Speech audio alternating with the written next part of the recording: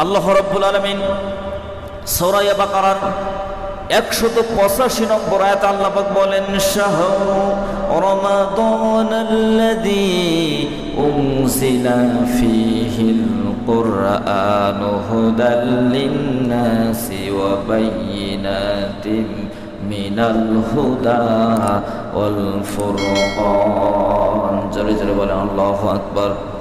আল্লাহ রাব্বুল আলামিন বলেন, শাহরু রমাদান, এটা হচ্ছে রমজান মাস। শাহরুন শব্দের অর্থ হচ্ছে মাস, আর শাহরুন শব্দের সাথে সাথে রমাদান শব্দ আল্লাহ পাক প্রবিষ্ট করি। আল্লাহ পাক বলেন এটা হচ্ছে রমজান মাস। উনজিলা ফীহিল কোরআন, আর এই রমজান মাসেই আল্লাহ রাব্বুল আলামিন কোরআনুল কারীম অবতীর্ণ করেছেন। হুদাল লিন-নাস, এই কোরআনুল কারীমের মধ্যে মানব জাতির জন্য হেদায়েতের উত্তম নমুনা আল্লাহ পাক রমজান মাসে কোরআন নাজিল করলেন। আর কোরআনের মধ্যে মানুষের পথ প্রদর্শনের জন্য আল্লাহ রাব্বুল আলামিন কোরআন নাজিল করলেন। সুবহানাল্লাহ। কোন তাহলে কোরআনুল কারীম আল্লাহ পাক কোন মাসে নাজিল করেছেন? রমজান মাসে নাজিল করেছেন।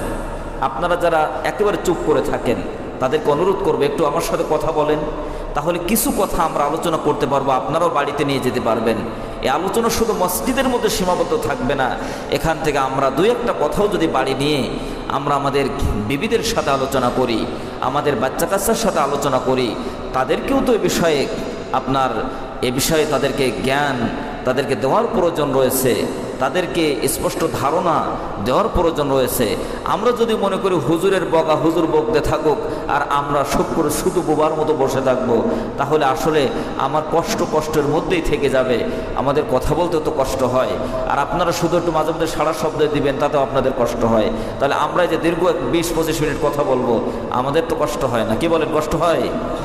তাহলে আমাদের সবাই যদি কথা বলি, একটু জবাব দেই, তাহলে অনেক সময় মসজিদে আসলে শান্তির জায়গা তো একটু ঝিমটি আসতে পারে, একটু ঘুমের ঝিমটিও চলে আসতে পারে। তাহলে আমরা একটু যদি সারা শব্দ দেই, তাহলে পাশে যে থাকবে সেও কিন্তু একটু সতর্ক হতে পারবে।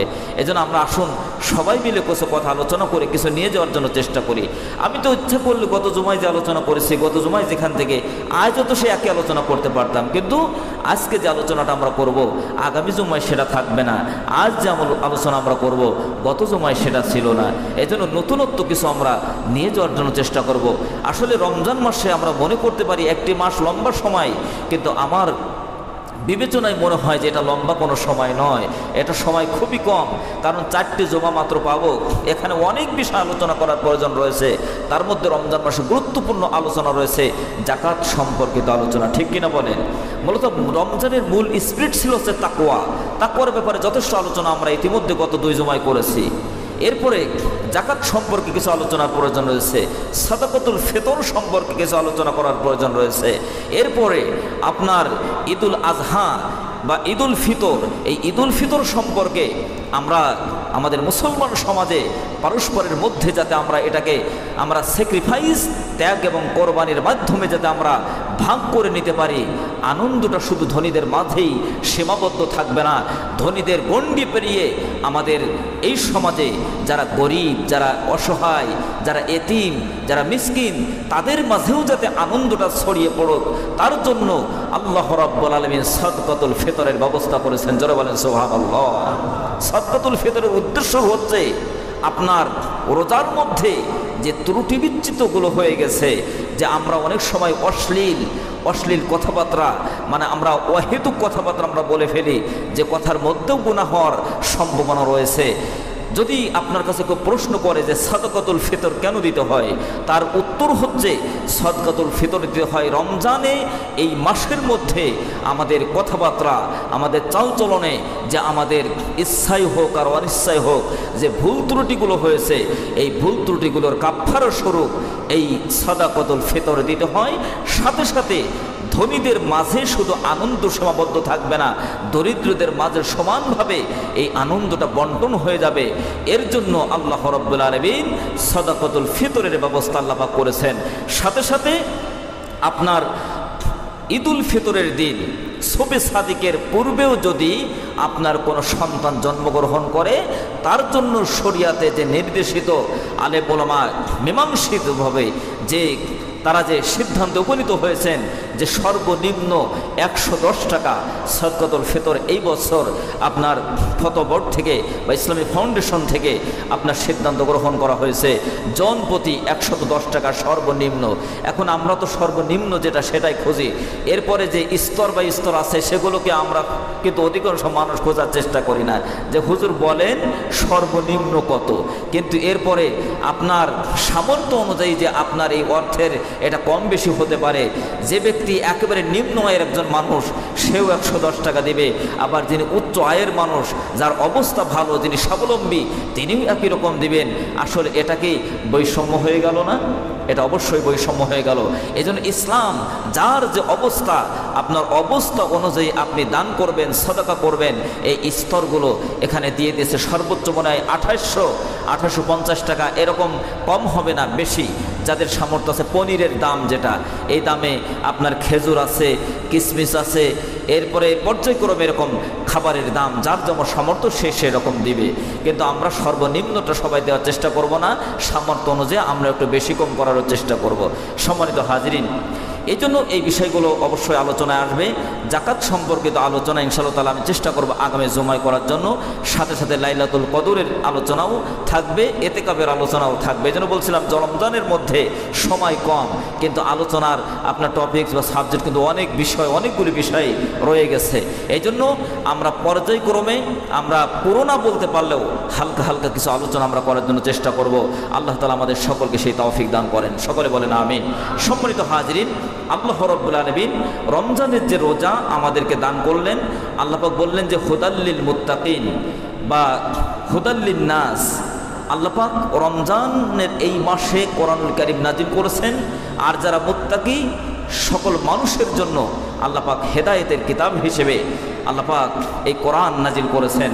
ওয়াবাইয়িনাতিম মিনাল হুদা ওয়াল ফুরকান, এবং এই কোরআনুল কারীম এই পৃথিবীতে এসে সত্য এবং মিথ্যার মানদণ্ড তৈরি করে দিয়েছে। কোনটা সঠিক, কোনটা বেঠিক, কোনটা সত্য, কোনটা মিথ্যা, কোনটা হক, কোনটা বাতিল, এটা নির্ণয় করে দিয়েছে। সুস্পষ্ট আলোচনার মধ্য দিয়ে, ইস্তেহাদ করার মধ্য দিয়ে, গবেষণা করার মধ্য দিয়ে আল্লাহ পাকের কোরআনুল কারীম, জোরে বলেন ঠিক না বেঠিক? সম্মানিত হাজিরিন, আল্লাহ রাব্বুল আলামিন আমাদেরকে যে রমজান দান করলেন, সাথে সাথে বললেন ফামান শাহিদা মিনকুমুশ শাহরা ফালইয়াসুমু, যারা এই মাসে উপস্থিত থাকবে তারা যেন অবশ্যই রোজা রাখে। বলেন তো এই আদেশটা কার? কার? দিনের বেলায়ও যারা আপনার মানুষের সামনে ফরজ বিধানকে বৃদ্ধাঙ্গুলি দেখিয়ে অনেকে দেখলাম খাবার গ্রহণ করছে, আপনার মাঝে মধ্যে খাবার গ্রহণ করছে দোকানের মধ্যে, এরপরে কেউ টেলিফোন করছে, ওনার হুঁশ নাই, উনি মোটামুটি ডাইন হাতে আছে হুক্কো টানাটানি করছে আর বাম হাতে মোবাইল আছে, উনি দোকানের মধ্য থেকে বের হয়ে চলে আসলেন এবং তিনি কথা বলছেন। তার হাতে যে খাবারের জিনিস রয়েছে বা তার হাতে যে বিড়ি সিগারেট রয়েছে, উনি বুঝতেছেন না যে আসলে নিজেও তো ফরজ বিধানকে তিনি লঙ্ঘন করলেন। সাথে সাথে যেটাকে গোপন করার কথা বলা হয়েছিল, প্রকাশ্যে না আনার জন্য বলা হয়েছিল, তিনি প্রকাশ্যে এনে আরও কিছু মানুষকে রোজা রাখার, যারা রোজা রাখলো তাদের মনের ভিতরে একটা কষ্টের উদ্রেক তিনি তৈরি করে দিলেন। এর জন্য আল্লাহ পাকের ফরজ বিধান লঙ্ঘন করলেন আর অন্য মানুষের লঙ্ঘন করার মানসিকতা তৈরি করে দিলেন। এই মানুষের তো সগীরা গুনাহ হয়েছে। আপনাদের কি মনে হয় সগীরা গুনাহ হবে না কবিরা গুনাহ হবে? আচ্ছা, ফরজ বিধান লঙ্ঘন করলে সগীরা গুনাহ হয় না? কি গুনাহ হয়? কথা বলেন। ফরজ বিধান লঙ্ঘন করলে কবিরা গুনাহ হয়। আজকে আপনি নিজেও কবিরা গুনাহ করছেন। সম্মানিত হাজিরিন, আমরা এই ধরনের ধৃষ্টতা আমরা দেখাবো না। আমি আজকে আপনাদের সামনে আলোচনার শেষ অংশে এসে রোজা রাখার মধ্য দিয়ে যে আল্লাহ রাব্বুল আলামিন আমাদের জন্য সুনির্দিষ্ট কিছু উপকার, কিছু আল্লাহ পাক আমাদের জন্য যে আল্লাহ পাক যে ফজিলত, যে মর্যাদা আল্লাহ পাক দান করেছেন, সে ব্যাপারে আমি আপনাদের সামনে পয়েন্ট আকারে কয়েকটা কথা বলার জন্য চেষ্টা করব।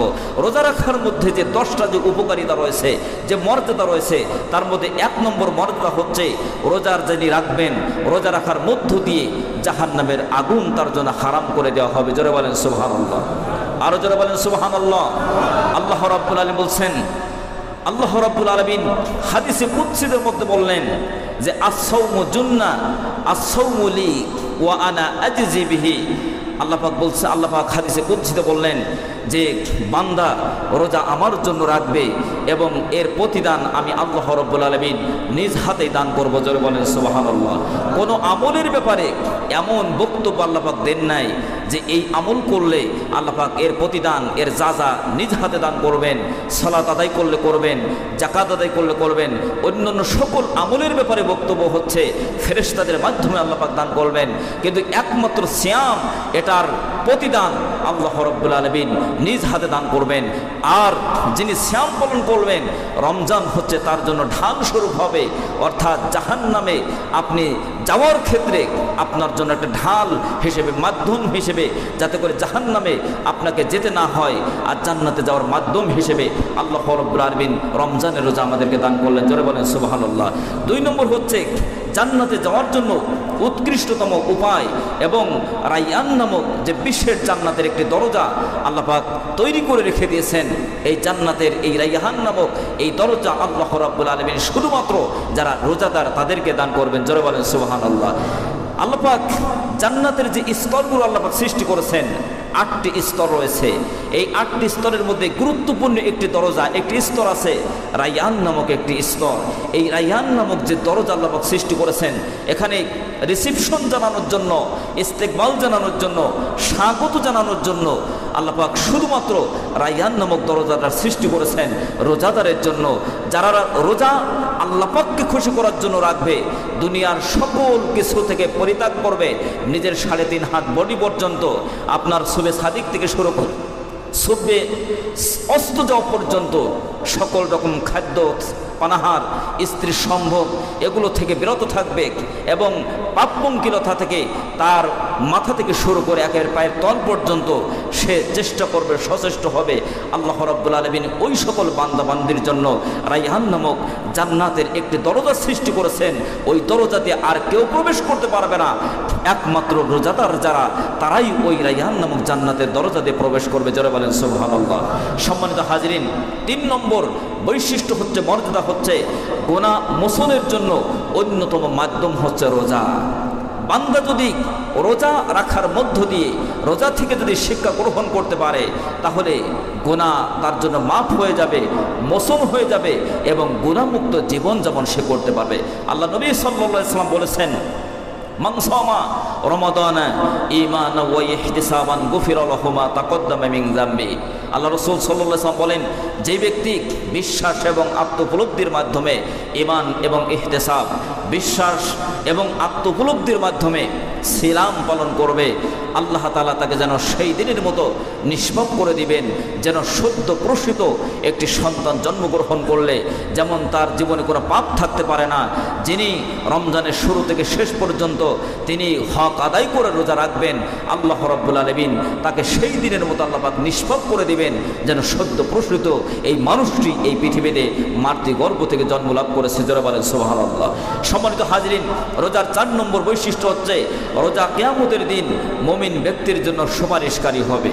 কাল কিয়ামতের কঠিন ময়দানে এই সিয়াম এটা আমাদের জন্য সুপারিশ করবে আল্লাহ তাআলার কাছে, যে আল্লাহ তোমাকে রাজি খুশি করার জন্য সিয়াম পালন করেছে, দুনিয়ার কোনো মানুষকে ভয় পায় নাই, দুনিয়ার কোনো মানুষের কাছে সে পরোয়া করে নাই, কোনো মানুষ কি বলবে, কে দেখবে আর কি মন্তব্য করবে এই চিন্তা নিয়ে সে রোজা রাখে নাই, শুধুমাত্র দিলে তোমার ভয় নিয়ে সে রোজাগুলি পালন করেছে। রব্বুল আলামিন তুমি আমার সুপারিশ তার জন্য কবুল করো। আল্লাহ নবী বলেন, তাদের ক্ষেত্রে, এই শ্রেণীর মানুষদের ক্ষেত্রে রোজা যে সুপারিশ করবে, আল্লাহ রাব্বুল আলামিন সেই সুপারিশকে কবুল করবেন, এ তাদেরকে জান্নাত দান করবেন। জোরে বলেন সুবহানাল্লাহ। 5 নম্বর বৈশিষ্ট্য হচ্ছে, রোজার পুরস্কার আল্লাহ রাব্বুল আলামিন বান্দা বান্দিকে নিজ হাতে দান করবেন। সেই সম্পর্কে যে হাদিসে কুদসিতে যে কথাগুলো আল্লাহ রাব্বুল আলামিন বলছেন, সেটা আমরা ইতিপূর্বে বলে ফেলেছি যে আস-সাওমু লি ওয়া আনা আজজি বিহি।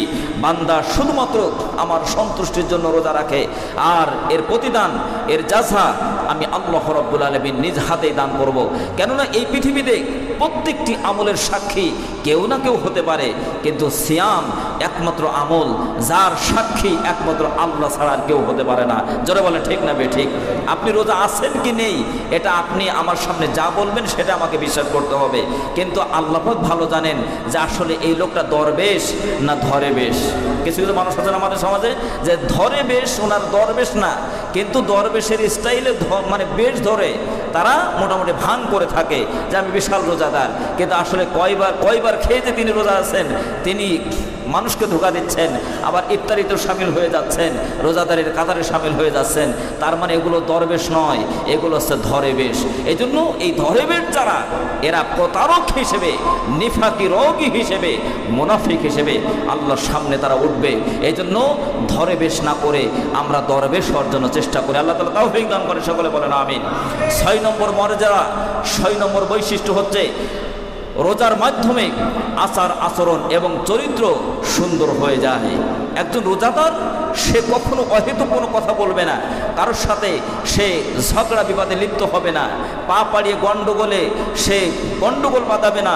যদি আপনি আপনার জায়গা থেকে আপনি ঠিক আছেন, কিন্তু আপনাকে দেখা যাচ্ছে কেউ গণ্ডগোল বাঁধাতে যাচ্ছে, আপনাকে গণ্ডগোলের ভিতরে সামিল করতে চাচ্ছে, তখন আল্লাহ রাসূল সাল্লাল্লাহু আলাইহি ওয়াসাল্লাম বলেছেন যারা রোজাদার তারা একটা শব্দ, সেখানে একটা বাক্য তারা ব্যবহার করবে যে ইন্নিমরুন সাইমুন, আমি রোজাদার, কাজেই আমার জন্য এগুলো মানানসই নয়, তুমি যেটা করতে চাচ্ছ সেটা থেকে আমি পবিত্র থাকতে চাই। এই কথা বলে ওই গ্যাঞ্জাম গণ্ডগোল থেকে নিজেকে সে সেপারেট করার জন্য চেষ্টা করবে। এই জন্য রমজানের এই শিক্ষা যদি বাস্তব জীবনে কেউ লালন করতে পারে, তাহলে দেখবেন যে এই একটি মাসের এই প্রশিক্ষণ, এই শিক্ষা থেকে ওই মানুষটি ভদ্র হয়ে যাবে, ওই মানুষটি মার্জিত ভাষা হয়ে যাবে, চলনে বলনে কথাবার্তায় সে সুন্দর মানুষ হিসেবে সে তৈরি হয়ে যাবে। রমজান আমাদেরকে সেই শিক্ষা দিচ্ছে।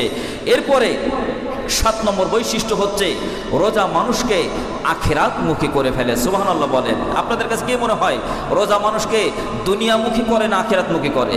এর বাস্তব প্রমাণ তো আমরা নিজেই তো দেখতেছি। রমজান মাস আসার সাথে সাথে মসজিদগুলো ভরপুর হয়ে যাচ্ছে, মানুষ নামাজের দিকে ধাবিত হচ্ছে, আর মসজিদের দিকে, নামাজের দিকে, আল্লাহ রাসূলের দিকে ধাবিত হওয়ার অর্থই হচ্ছে এই মানুষগুলো দুনিয়ার দিক থেকে মুখ ফিরিয়ে এই মানুষগুলো আখিরাতমুখী হয়ে যাচ্ছে। তবে যে মানুষগুলো এই রমজানে এই আখিরাতমুখী হওয়া, রমজানের পরবর্তী সময়েও এই আমলটাকে অব্যাহত রাখতে পারবে, আল্লাহ রাব্বুল আলামিন তাদের জন্য পুরস্কার দান করবেন। জোরে বলেন সুবহানাল্লাহ। সম্মানিত হাজিরিন, 8 নম্বর বৈশিষ্ট্য হচ্ছে রমজান রোজা সামাজিক সহমর্মিতা এবং ভ্রাতৃত্ববোধ আমাদেরকে সৃষ্টি করবে, বা আমাদের দিল কলিজার মধ্যে এই সহমর্মিতা, সহনশীল আচরণ এবং ভ্রাতৃত্ববোধের শিক্ষা কিন্তু আমাদের রমজান দিবে। যেটা আমরা যাকাত সম্পর্কে আমরা যে কথাগুলো বলেছি, বিশেষ করে সাদাকাতুল ফিতর সম্পর্কে আমরা যে কথাগুলি বলেছি, এই ভ্রাতৃত্ববোধ কিন্তু রমজান আমাদের শিক্ষা দেয়। যারা বলে ঠিক না বে ঠিক, এই শিক্ষা রমজান আমাদেরকে দিচ্ছে। দেখেন আমাদের মাথার মধ্যে কিন্তু অলরেডি এই পেন শুরু হয়ে গেছে। অনেকে আমাদের কাছে জানতে চাচ্ছেন যে হুজুর ফিতরা তো দিতে হবে। অনেক মানুষ আছে আসলে যে পরিমাণ ফিতরা আমার তার থেকে কয়েক গুণ বেশি দিতে হচ্ছে। আমি বলছি আসলে ফিতরার ব্যাপারটা, দানের ব্যাপারটা এরকমই হয়, আপনি হিসাব করে দিতে পারবেন না। আপনার আল্লাহ পাক যতটুকুন সামর্থ্য দিয়েছেন আপনি দিবেন, যেহেতু এটা করুণা নয়, গরিব অসহায় মানুষকে যে আপনি দান করবেন, এটা তাদের প্রতি আপনার পক্ষ থেকে করুণা নয়, এটা তাদের অধিকার। আপনার সম্পদে আল্লাহ পাক এতিম মিসকিন অসহায় মানুষদের অধিকার রেখেছেন, আপনি সেই অধিকার আদায় করলেন মাত্র। ঠিক কিনা বলেন? এই জন্য আমরা মনে করবো এটা করুণা করছি না, তাদের অধিকার আছে, আল্লাহ পাক সম্পদ দিয়েছেন, এই সম্পদ থেকে তাদেরকে কিছু সাহায্য সহযোগিতা করতে হবে। এই শিক্ষা আমাদেরকে রমজান দিচ্ছে। 9 নম্বর বৈশিষ্ট্য হচ্ছে রমজান বান্দা এবং আল্লাহর মাঝে নিতান্তই গোপন ইবাদত, গোপন সম্পর্ক। দেখেন রমজান আসার সাথে সাথে বান্দার সাথে যে সুসম্পর্ক তৈরি হয়ে যায়, এটা আসলে বান্দা এবং আল্লাহর মাঝেই বিদ্যমান থাকে। এটা অন্য কোনো জায়গায় প্রচার বা আপনার দেখানোর বা প্রদর্শনের কিন্তু কোনো বিষয় নয়। এটা বান্দা এবং আল্লাহর সাথে কিন্তু সম্পর্ক তৈরি হয়ে যায় যে বান্দা রোজা আছে, আল্লাহর ভয় তার দিল কলিজায় আছে না নাই। 10 নম্বর বৈশিষ্ট্য হচ্ছে আল্লাহর ইবাদতের এক অভূতপূর্ণ ট্রেনিংয়ের মাস হচ্ছে মাহে রমজানুল মুবারক। আমরা এই কথাটি বারবারই আমরা এই কথা বলছি যে প্রশিক্ষণের মাস হিসেবে এই মাস আল্লাহ পাক আমাদেরকে দান করেছেন। আমরা যদি সেটাকে গ্রহণ করতে পারি তাহলে আমাদের জন্য রমজানের যে শিক্ষা, এই শিক্ষার আলোকে বাকি 11 মাস যদি আমরা এটাকে নিয়ে যেতে পারি তাহলে আল্লাহ রাব্বুল আলামিন আমাদের যে পুরস্কারের যে সুসংবাদ দান করেছেন সেই পুরস্কার আল্লাহ পাক আমাদের দান করবেন এবং কাল কিয়ামতের কঠিন ময়দানে ক্ষমার দরজা উন্মুক্ত করে সফলতার মালা গলায় পরে আল্লাহ রাব্বুল আলামিন আমাদেরকে নিজ দায়িত্বে জান্নাত দান করবে। জোরে বলেন সুবহানাল্লাহ। জান্নাতে যেতে চাই কি চায় না? সকলে বলেন চাই কি চায় না?